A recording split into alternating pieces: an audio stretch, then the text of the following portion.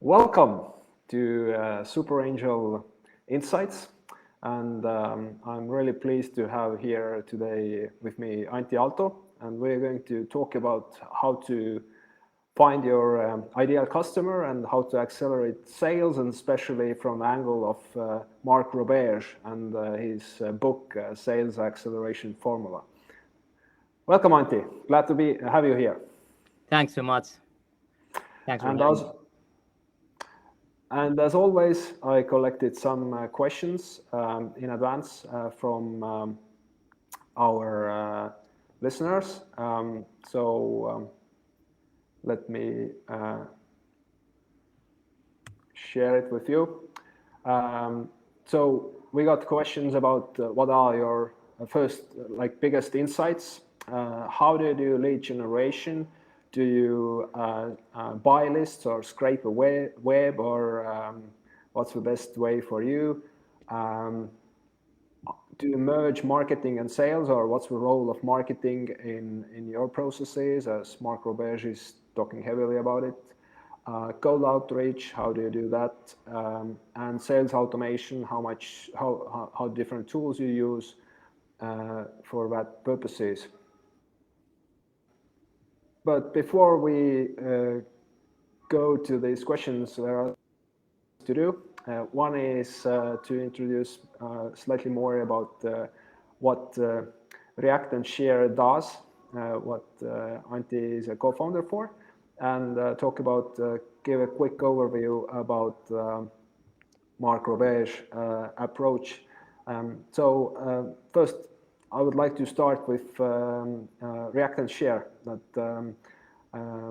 To me, React and Share is a tool to collect feedback from websites and blogs that you can attach these buttons there at the end of the page, where people can say that, did I like the content, did they understand it, or it was very fuzzy, and when you click on it, that it was very fuzzy, you have an option to write there that I found this part very, very fuzzy, or this was very unclear to me. And this everything is tracked, and as an owner of this website, I can see much more detailed information compared to Google Analytics regarding the segments of people there, that how many of those guys visiting the web were very engaged, and how many of those were slightly less engaged or not engaged at all. That with Google Analytics, I mainly get the averages and the time spent on average time spent on a page, which kind of gives me also something, but sometimes it's not enough. And having this kind of interaction possibility, it gives an extra layer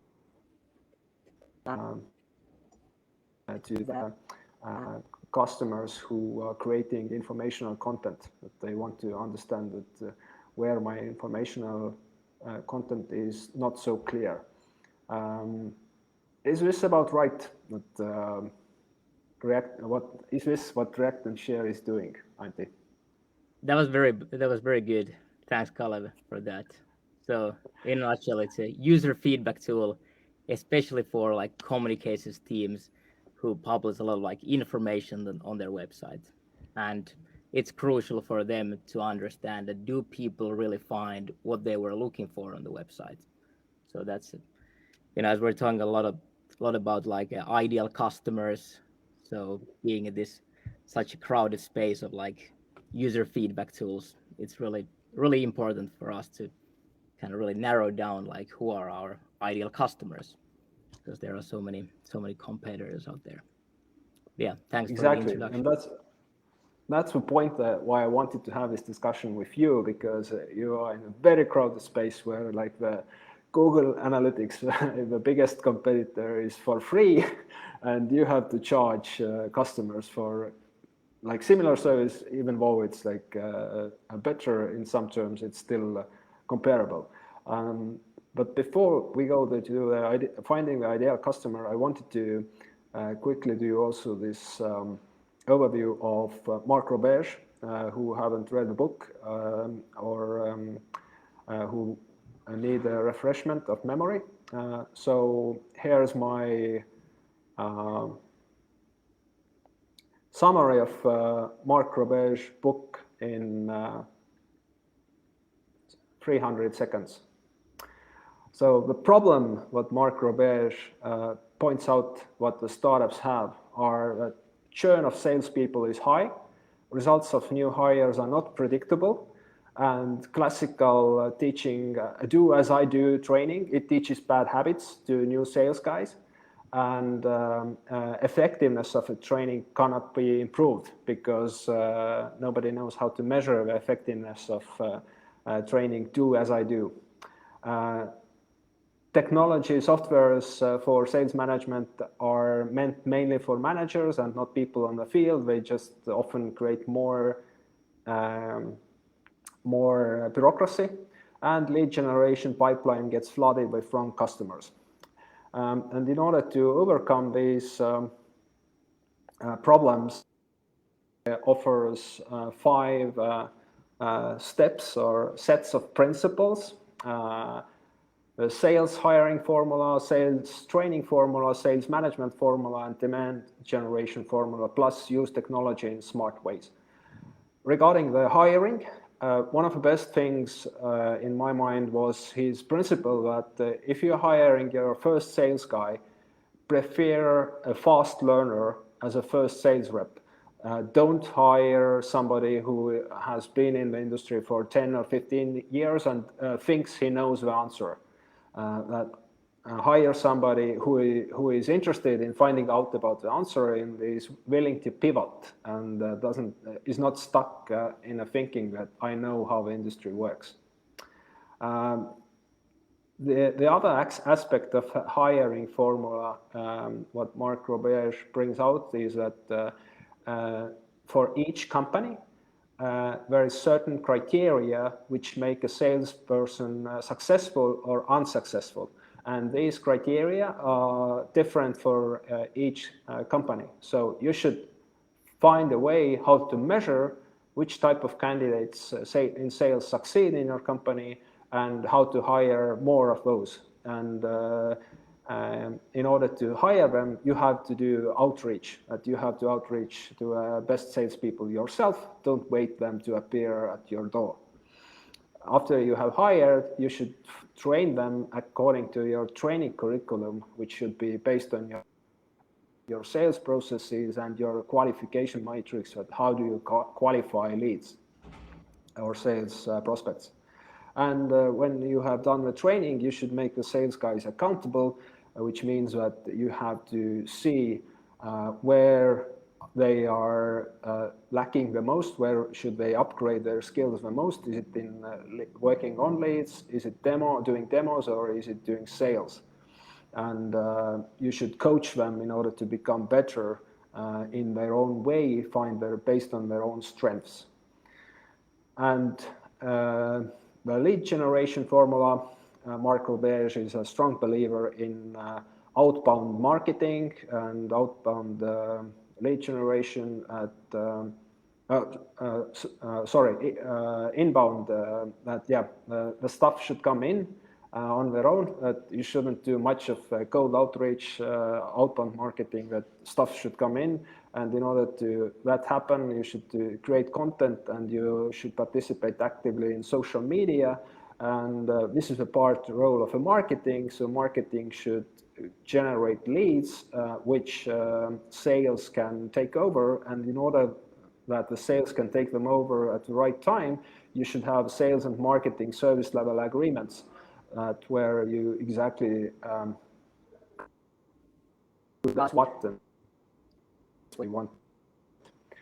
So this is Mark Roberge in, I hope I fit it into 300 seconds. That was very well done. Couldn't have done it better. Thank you.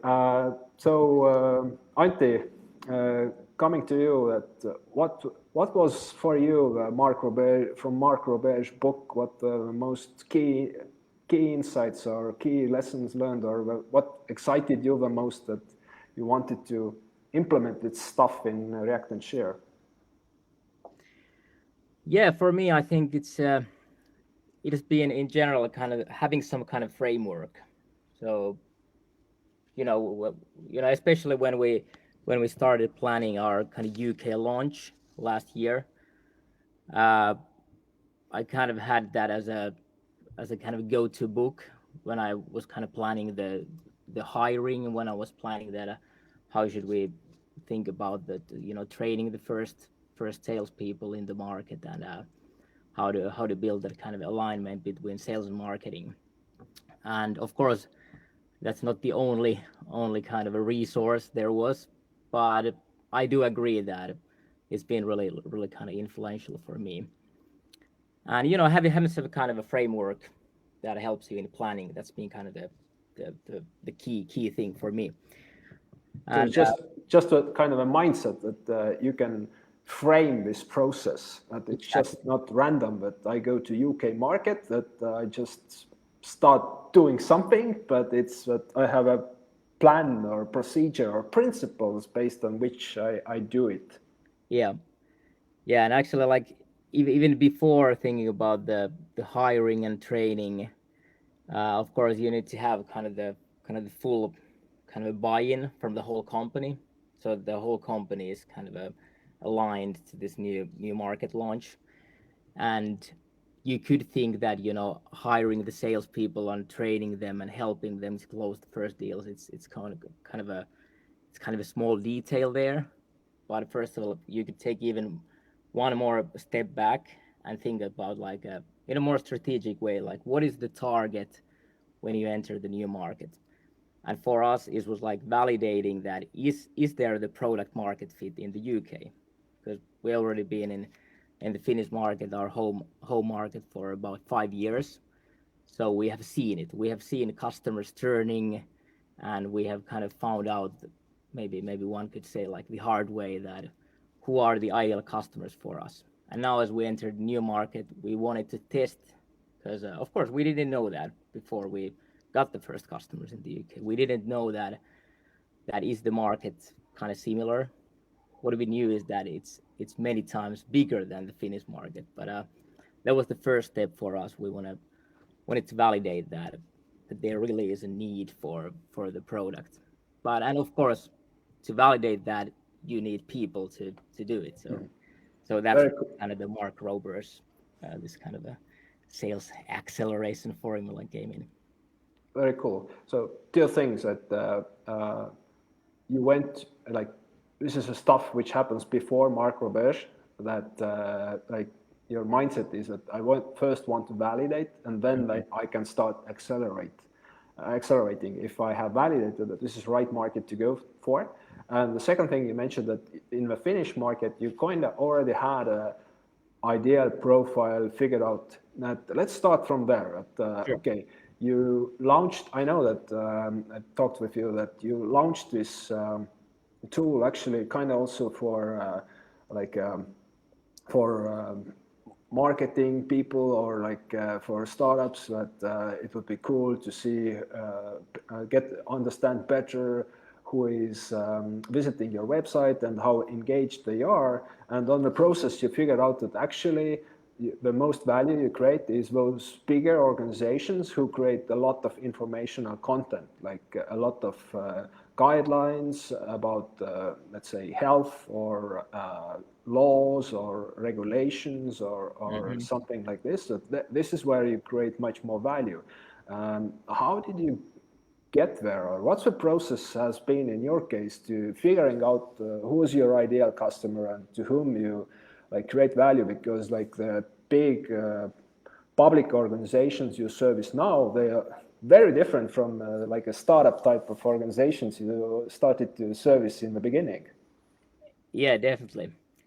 So first of all, I think the key thing is to having this kind of a culture of experimentation, like you want to try things.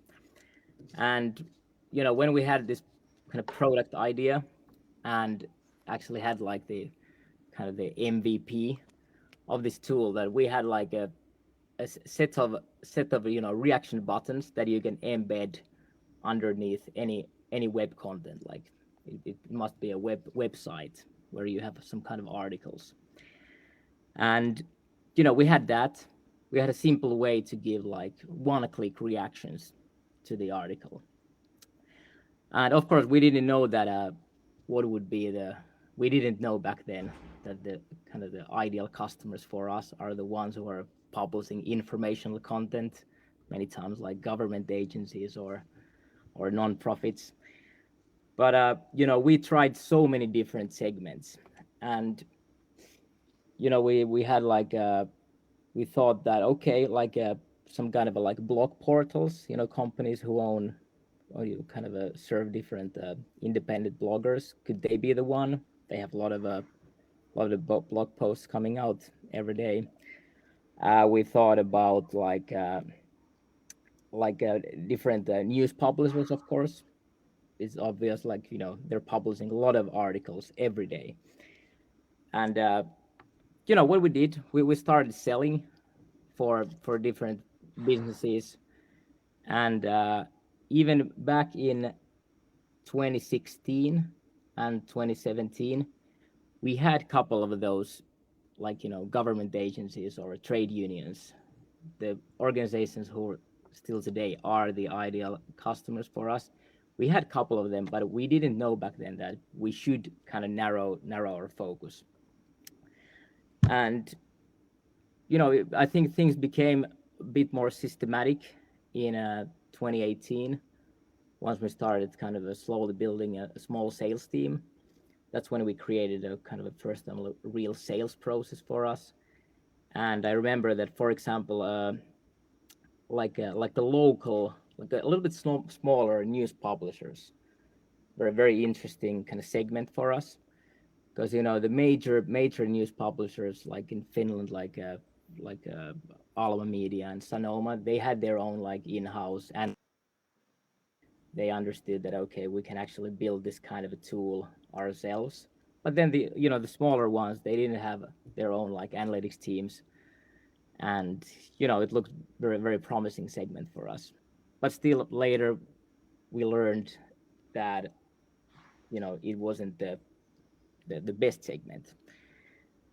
And when you say you learned, how did it, based on what did you conclude that okay, this is not working or this is working?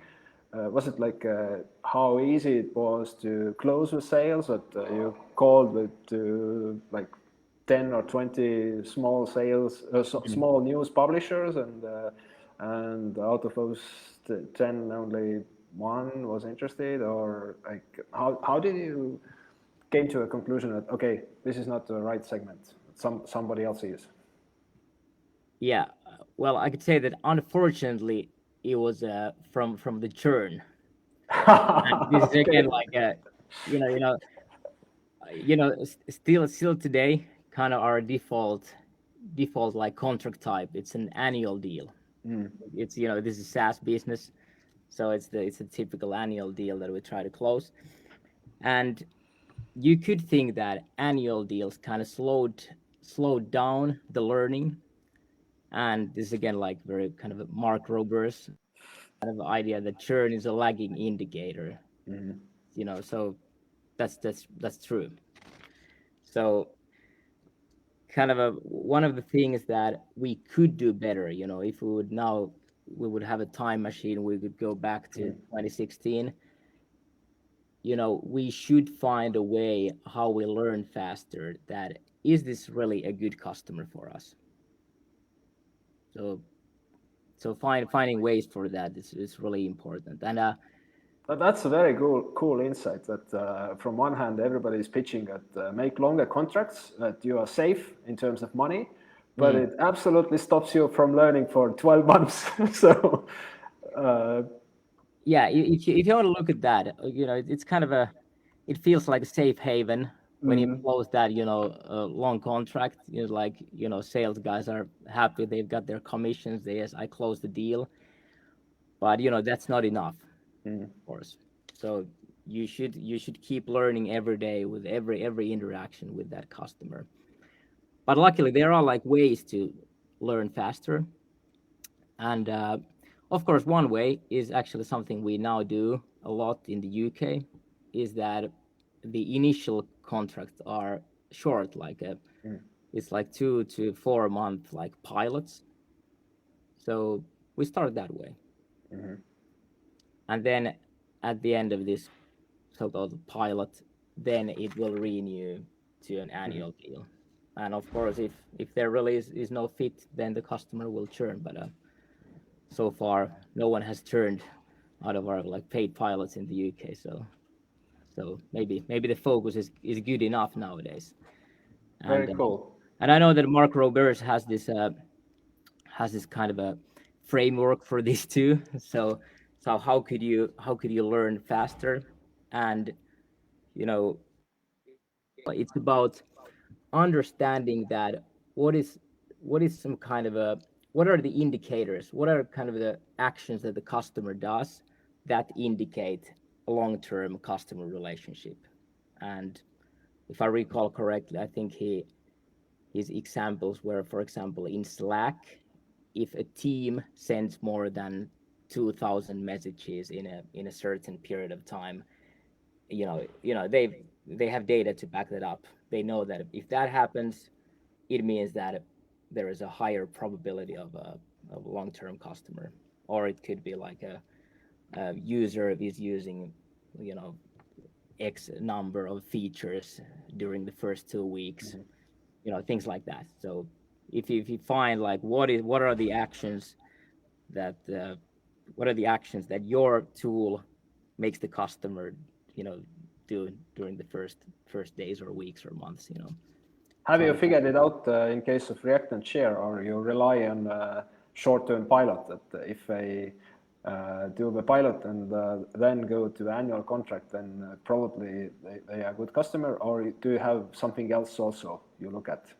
Yeah. So our approach in the pilots is, feel free to steal this, but it's very very simple. We set targets. We set goals. So let's say we would start a pilot together today. Then we define a target. So it could be something like, during the next 2 months, you will get at least 20 actionable, feedbacks to your articles. It could be as simple as that. And then, of course, if the customer tells you that, oh, that sounds really good, it's easy for me to kind of reason this investment if I get that result. And then at the end of the pilot, you see that, okay, can you tick all the boxes? Did you hit the targets or the goals for the pilot? And then, if it's all boxes ticked, it means that you will continue to the annual agreement. And I assume it also helps your customer success team that if they know the target, that they can help to onboard the customer or like educate and help them in such a way that they would most likely hit the target. Yeah, absolutely. It's really kind of transparent for all, for us internally, of course, and for the customer, and also for the customer, at their organization internally. They can communicate this to their own managers or their team that we are doing this pilot with this company. We've set this kind of targets, and if we meet these targets, then we're gonna continue with this company in the future. Cool. So in Finland, you figured out based on your churn that who are your customers and who are not. It turned out to be that they are bigger organizations creating informational content, some trade associations, public organizations, most likely, but also some corporates who create such content. And then you decided UK. First of all, why UK? Like, well, that's big, and why that? Yes, UK is a big market, but there are other big markets also. Why UK? And then how did you apply Mark Roberge in order to prepare yourself for the UK launch and testing it? Yeah, good question. So why UK?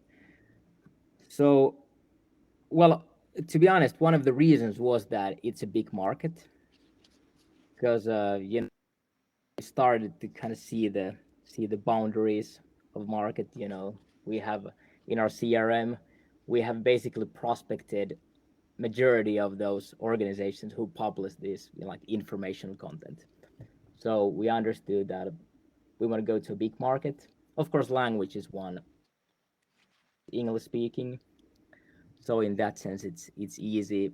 The time difference to Finland. We have our like currently approximate like half of the team is based in Helsinki, and half of the team is in the UK. So the time difference. So for example, states, especially in the like West Coast, that would be problematic. And then I think this was a wisdom from one of our investors that I remember he telling me, or like years ago, that remember that launching a new market, it always takes kind of the same effort, regardless of the size of the market. So open like a Estonian market, for example, for us, we would need to do all the same things that we need to do in the UK. So that being said, it was like why not UK? Okay, you decided on UK. What next? Especially that you couldn't do like a full-scale Mark Roberge yet because you wanted to validate the market. But in order to validate the market, you decided that you have to hire people. Yeah. Why not try to sell like from Finland, from distance? That sounds like an obvious, easy thing. That language is the same, time difference is like manageable. Yeah. Why not make the calls to the UK and start testing? You know what? We did try that. All right. Like many other companies, we did try that, but we just couldn't get any success. So we had like international people, trying different things, how to start those conversations, but it just didn't work. Can you like why is it not possible to call from Finland to UK and make the sales calls? Yeah. First of all, I don't want to make a statement that it can't be done. Yeah, but sure. at least, But in your case, why didn't it work out in your case? Yeah, in our case, as we are selling a lot for like, it's communications people, not marketers. It's communications people who typically come from like a kind of a journalist background, maybe. They work government agencies, such as like police departments or like different regulators. In general, many times very like regulated like industries. There may be like membership organizations like associations and trade unions. So those are our decision makers we're talking with. So then now that I think of it, so there's someone working in a government agency communications in England, and someone from Finland is calling them and talking about this company they have never heard of before, trying to set up a meeting. So I really understand that why they don't want to take those meetings. And then also at the same time, how we've done it in Finland, because we have a repeatable sales process. We've had it already for a couple of years here in Finland. It's local people, it's people who live in the same city here in Helsinki, calling to people living in Helsinki. You look out the window, you see, oh, it's raining. It's like we are breathing the same air, so to speak.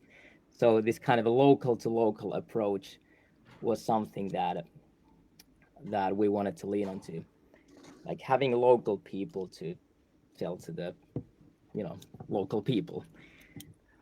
What's the difference? Could you like jump ahead for a moment and then come back to hiring? But you hired the guys.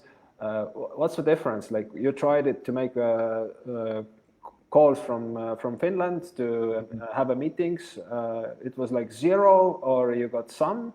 And what's the difference if you had a local guy from UK making the same calls with the same pitch, at how more successful they were? It's significantly better. Like twice or More, it's more than twice. more than twice? Okay. Yeah. We did try also like a Dutch market. Okay. We've actually had some like Dutch customers, like local news publishers, and but again, like back then, that was kind of something we tested out. We had a local person who did set up the meetings, and then I did fly in to meet them face to face. So it was like very high touch Okay. thing to do. But anyway, this kind of this local to local approach. It was one of kind of the decisions we made, and I've been happy with that decision because Okay. many times it's more effective than Now you decided that UK is a market. Tried out that the only way to go in with your product is local to local. You have to hire some locals. And now we get to the Mark Roberge part. That which criteria you decided that are the ones who make it help you to put together a winning sales guy team, and where did you find them, and how did you do it? Yeah, so like firstly, how to find the salespeople, or in general any employees in a new market. I like to think that, like so many other things in life, hiring is also, it's kind of like sales. I like to picture that there is this kind of funnel. So in order to hire one person, you need to have like initial conversations with X amount of people, then like actual interviews with Y amount of people, like follow-up interviews, and how many job offers you sent, and finally you get to the kind of a one hire done. So I was lucky. It was just before the pandemic. I was in London at one conference there, and that's where I met our first UK salesperson. We started like emailing back and forth, and like it was last summer when he decided to join the company. And then for the rest of the sales hires in the UK, we used a recruitment agency, kind of to build that pipeline of candidates. I feel that that's really something that you need to invest in. If you don't live in the country where you're going to, set up your team, and it's just like it's a real time saver. And also it's kind of easier to kind of build that trust. So again, if no one knows you in the market, it's like a never heard startup from Finland. But if there is this local recruiter kind of there between, it really helps a lot. What's your suggestion? Like there are plenty of recruiters in UK, like hundreds. How to find one which suits you? Did you look at multiple recruiting agencies, or somebody recommended you one and you took that one without looking at the others, or how did you go about it? Yeah, I think it was a recommendation from our CEO. So yeah, he had like a good experience with this one, and in that sense, it was easy for me. So sorry, I really can't help with that, but yeah, I'm sure there are so many different options there, but like with many other like investments, maybe I would recommend that you could find like specialists. If you're looking for salespeople, try to find a recruitment agency that is specialized on like like screening salespeople, because then you're kind of talking the same language when you're explaining them like what kind of a, now this is kind of a segue to this Mark Roberge hiring formula. So when you're explaining them, for example, that I want to find like like B2B salespeople who have at least like 2 years of SaaS or software sales experience, and you're explaining kind of what kind of characteristics you're looking for. So it really helps if the person you're talking with really understands sales, and if you're talking like about the commission models or anything, like what the professional salespeople ask you, that like. So what was your like criteria that 2 years in B2B SaaS?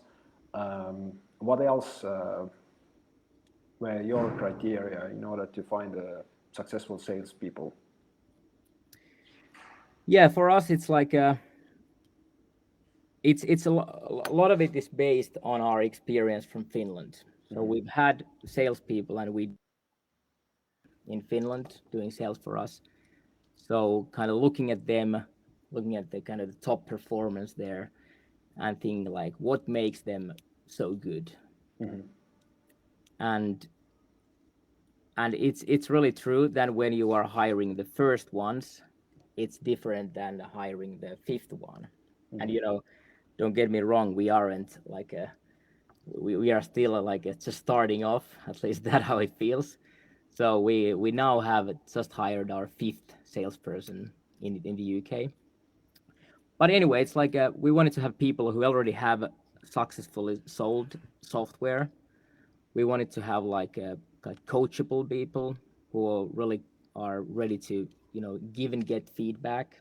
So How do you test it? Is a person coachable or not? Do you take recommendation calls to a previous employer and ask it, hey, what's your opinion? Does this guy take criticism or coachable like advice or not? Or how do you test the coachability? Yeah, good question. So one of the ways is to, for example, one of my go-to questions in every interview is that I ask them like, what do you know about React and Share? Why you are interested in our company?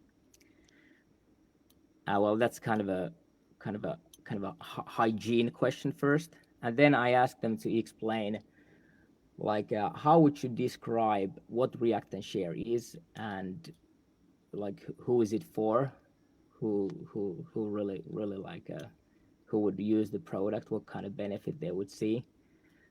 And we have that data available online. If you spend some time on our checking out our Twitter or LinkedIn or website, you find some information about that. And then once they've explained it to me, then I can give them feedback like, very good, that part was spot on and that part wasn't. And then later, for example, it may happen at the end of the same interview, or it can happen at the next interview, like when we have like maybe there may be like other her potential like colleagues. Then I ask the same question again, and then I can see that, okay, did this feedback really stick with her or not? So that's one way.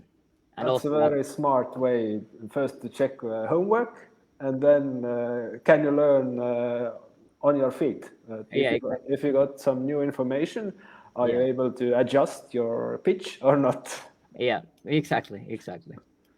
Yeah, it's very, very important, and I think it's pretty kind of universal, kind of characteristic for a good salesperson. Like you need to be ready to kind of change your ways, because things change, and you get more product features to sell and or anything. So you need to be ready for that. And of course, like other things than coachability, it's like curiosity. Like no one wants to buy anything from someone who, if it seems that she really doesn't care about you, or if she's not interested in your company. So like people who tend to naturally ask good questions many times are also good salespeople. That's one thing.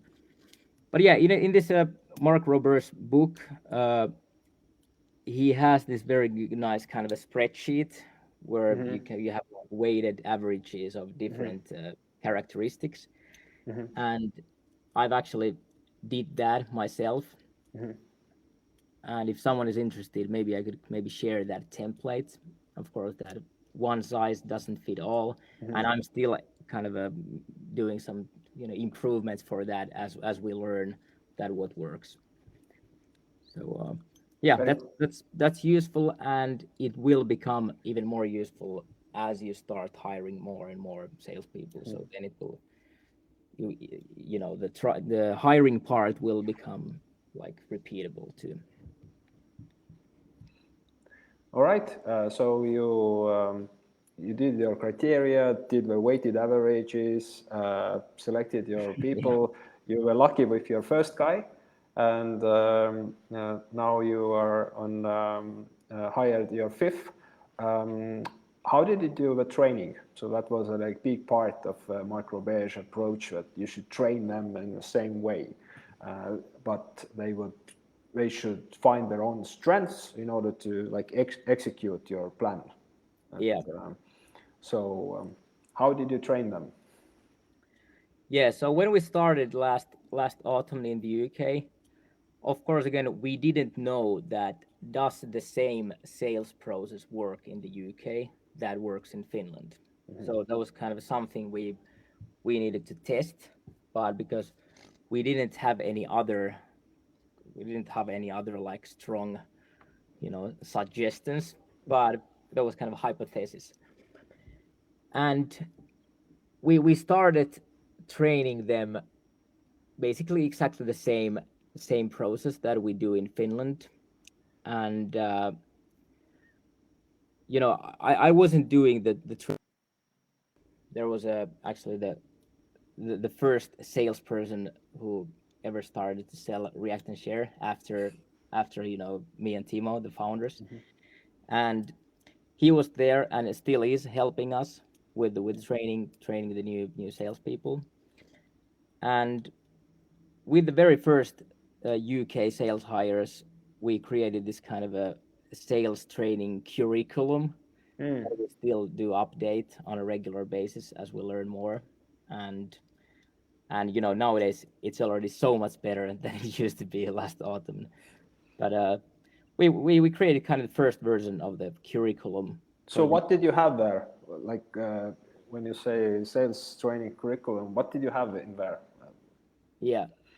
So basically during the first 2 or 3 days when the new salesperson has joined the company, she gets kind of all the company-wide practicalities, gets to know like who is who in the company, some kind of a very basics of marketing, customer success, kind of the company-wide plans for the future.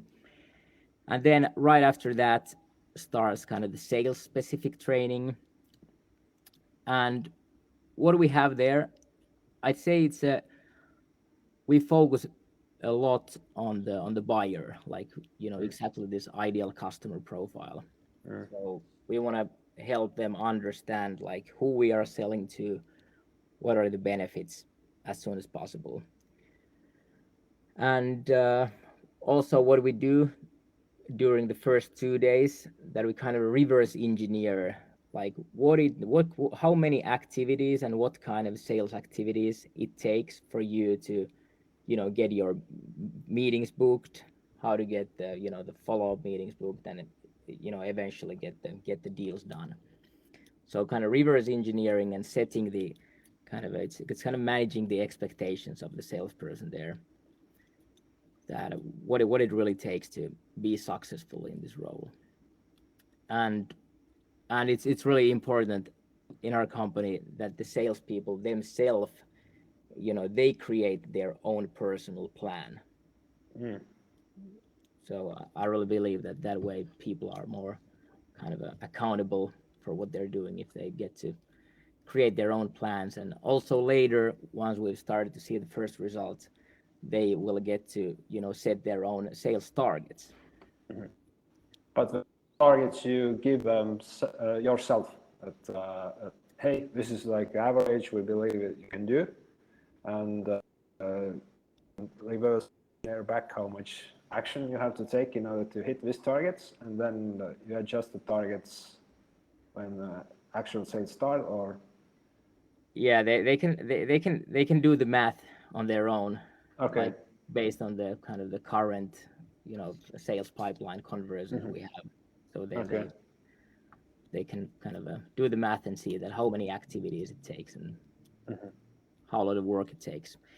And then of course, like that's the very first days in the sales training, and very quickly we start doing the first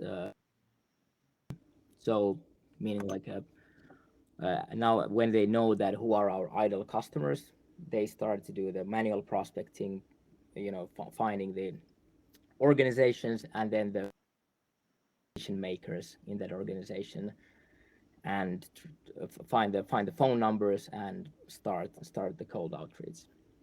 So this is an important point I want to stress on is that Mark Roberge believes that everybody should come to you, but in certain industries like your industry, the customers are not looking for an next solution yet, and so that you found out that it's more meaningful to do cold outreach to the customers and not to just allow somebody else to do the lead generation and then the salespeople take it over. Decided that the lead generation themselves and then start the sales and validate the customer and then continue with the demo and so forth. Would you elaborate on it, that why this Mark Roberge approach or a principle doesn't fit with your industry or with your startup, that you're doing it differently? Very good question. It kind of goes back to, when we started doing sales more systematically, we started seeing results without marketing. And we kept doing that.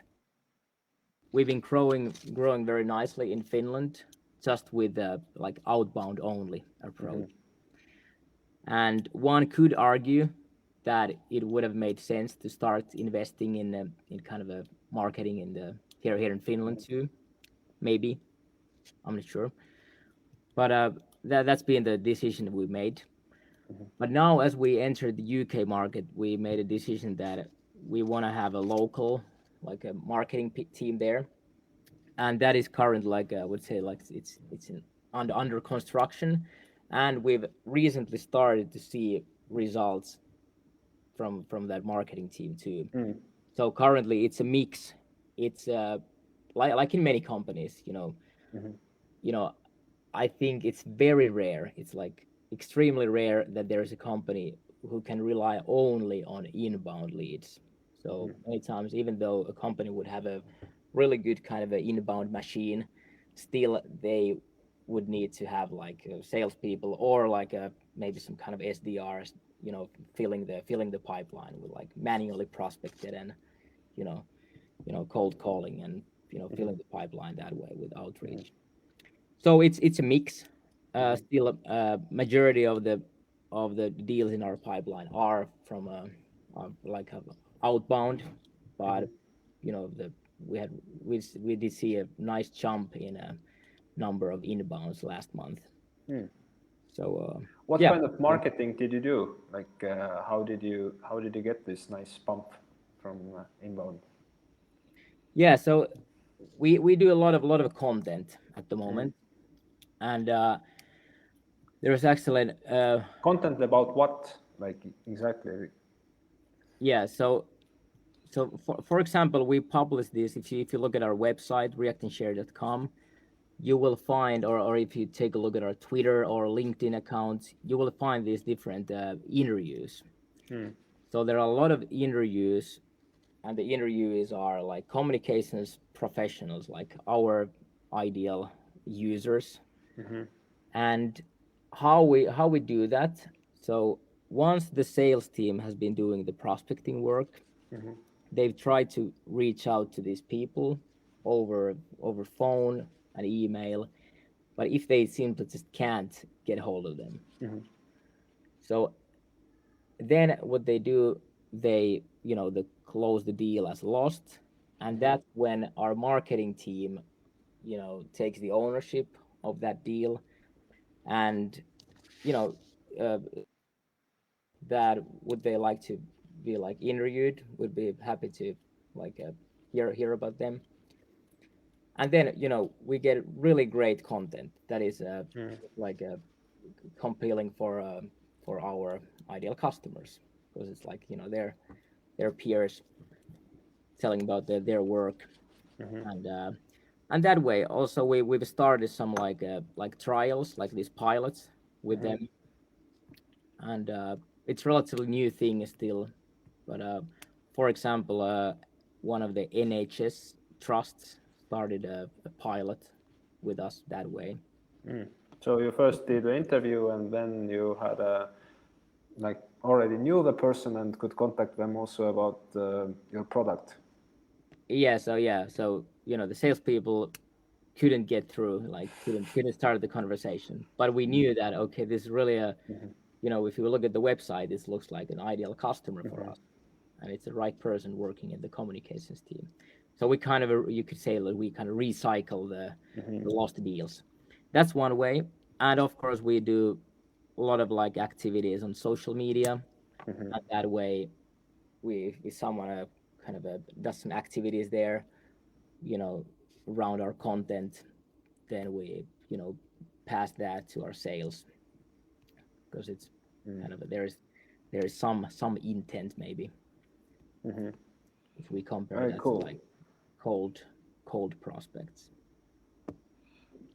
So we have covered finding your ideal customer, like based on your criteria. We talked about hiring people in a new market. What's the difference between the first guy you hire and like a fifth guy? There is a difference. Then we talked about how you right now for the UK market combine marketing and sales, and we talked also about training of new guys. So let me see. Mark Roberge's sales training formula. Now, and slightly about the demand generation formula also, like sales management.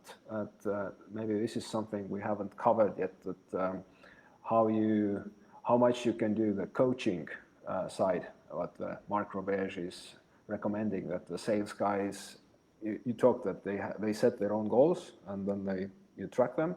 But how much you can do this coaching, what Mark Roberge is suggesting to do? We do it a lot. So, first of all, I like to think that my role and the person who is helping with the training, and kind of I would rather call him a coach, and I'm maybe more like a kind of a business unit owner. I don't know what's the right term for that, but anyway, our roles are, our role here is to help our sales guys to succeed. That's what makes me happy, and I'm more like a servant. So that's my like first question every time I meet them, like, is there any way I could help you? Like what are the things that are kind of slowing you down at the minute? And of course, with all the experience we've had the Finnish clients, we've already seen that those communications people in the UK are very similar to their counterparts here in Finland. So of course we can kind of leverage all those learnings to the UK guys. But yeah, it's all about helping and a kind of removing any bottlenecks together. Can you give an example? What could be, or what has been a bottleneck for like one or the other sales guy, which you could actually help to alleviate? Yeah. Well, that was a kind of very, very recent example. I think it was like last week or the week before. One of the things that kind of increase the sales cycle length is that there is a potential customer who sees the value, understand that why they would benefit from using React and Share, but then they have some really like urgent things to do, all salespeople know this situation. We have so many urgent things to do right now. So could we come back to this after like 2 months maybe? So a very little trick for that, because some background about React and Share. In order to get it up and running, you need to customize the tool. We have a kind of an internal tool for that. You can easily in 5 minutes customize the tool, so it looks like it's tailored for the website. So instead of setting a meeting for say August, instead of that, we proposed that, hey, maybe we could customize the tool for the customer right now. Would that be okay? So then we have that one kind of a obstacle done, and then it's only a matter of when we are exactly going to implement this tool to the website. So that kind of like little tricks, it's and it helps everyone. It helps the customer too. They know that we have like one of the things needed for successful onboarding. It's already done. Very so cool. That kind of things, for example. So for sales managers, that you should check how often do you ask from your salespeople, how can I help you, and what's slowing you down? Yeah, those are very good tips. And consider yourself as a servant, not as a boss. I think that's the important one, because yeah. We have covered like most of the stuff what Mark Roberge is suggesting to do. Is there anything I haven't asked you yet, or what you would like to bring out especially?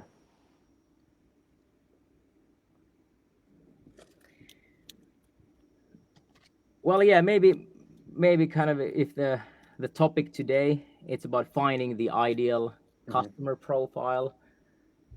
Regarding that, I think that once you've nailed it, then focus on that only. Ignore all types.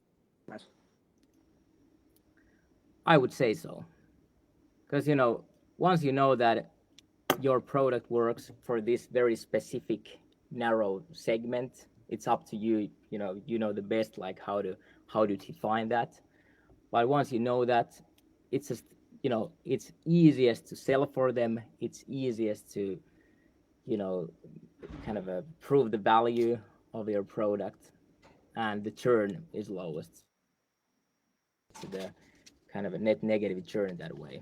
Much easier than with like selling for everything that's out there. And I know it's really tempting when you're starting off, you get like referrals from your friends that like, hey, sounds like this could be a good customer for you, and this could be a good customer for you, and then you go out there and close the deals, and you feel good, but then after a year, they churn, and then it doesn't feel that good anymore. But sooner you learn like what is your sweet spot, like we like to say here at React and Share. It's Before really that's I like that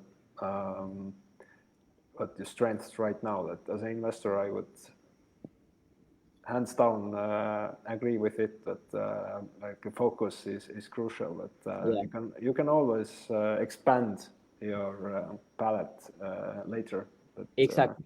And you should. You should, yeah. And all the big guys have done it, so why not you? But first focus on something where you can win. Our time is kind of up, but I wanted to, like, as a final thing, we discussed before that one of the criteria you look for in a sales guy is that they have done some sports. Could you elaborate on it? That why is it important criteria for a sales guy that they have done some sports? That's a good one. First of all, it doesn't need to be sports. It could be, I was kind of talking about that if the human being you're talking with, if they've really like succeeded at something that's really requires a lot of effort, that's really valuable.